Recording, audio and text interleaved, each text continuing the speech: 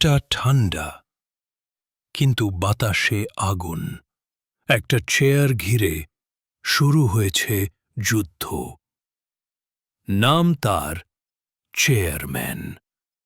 সবাই চায় সেই চেয়ারে বসতে। রাহুল ৮ বছর ধরে কাজ করে, চুপচাপ, দক্ষ, সৎ। আর অভিজিৎ সদ্য এসেছে, কথায় মিষ্টি কিন্তু কাজে চতুর। অভিজিৎ বসের সঙ্গে কফি খায়, রাহুল ওভারটাইম করে। অভিজিৎ মিটিংয়ে হাসে, রাহুল রিপোর্ট বানায়। একদিন রাহুল দেখে তার প্রেজেন্টেশন অভিজিৎ নিজের নামে দিচ্ছে। বস প্রশংসা করছে অভিজিৎকে, রাহুল কিছু বলে না, চোখে জল, মনে রাগ।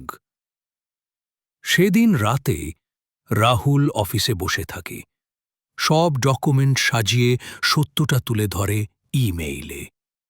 সকালে বস চুপ, সিস্টেমে প্রমাণ স্পষ্ট।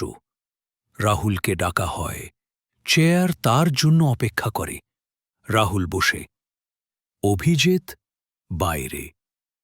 চেয়ারের পেছনের যুদ্ধ শেষ, কিন্তু শিক্ষা বড়। যোগ্যতা হয়তো ধীরে আসে, কিন্তু শেষ পর্যন্ত জয় সৎ পথেরই হয়।